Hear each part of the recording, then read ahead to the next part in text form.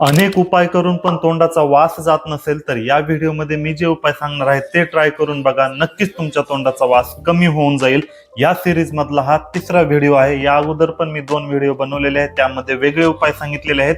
या व्हिडिओमध्ये वेगळे उपाय सांगणार आहे. चला तर मग व्हिडिओची सुरुवात करूया. सगळ्यात पहिला आहे दालचिनी. दालचिनीचा छोटासा तुकडा पाण्यामध्ये उकळून घ्यायचा आहे. नंतर त्या पाण्याने गुळण्या करायच्या आहेत. दिवसातून 2 वेळेस गुळण्या करायच्या आहेत. दालचिनीमध्ये सिनेमाल्डिहाइड नावाचा घटक असतो, त्यामुळे तोंडातील दुर्गंधी कमी होण्यास मदत मिळते.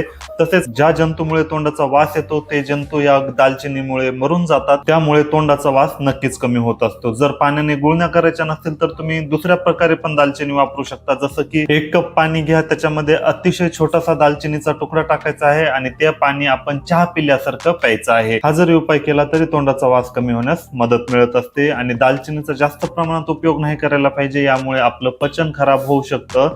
म्हणून दालचिनीचा लिमिटेड प्रमाणात उपयोग करा. 2 नंबरचा उपाय आहे कोरफडचा रस. अर्धा कप कोरफडचा रस घ्यायचा आहे, त्यामध्ये अर्धा कप पाणी टाकायचं आहे आणि या दोन्हीच्या मिश्रणाने आपल्याला गुळण्या करायच्या आहेत. दिवसातून 2 वेळेस गुळण्या करायच्या आहेत. यामुळे तोंडाचा वास तर कमीच होतो, परंतु जर तोंडामध्ये काही जखम असेल किंवा हिरड्यांना सूज असेल तर ते सुद्धा कमी होण्यास मदत मिळत असते.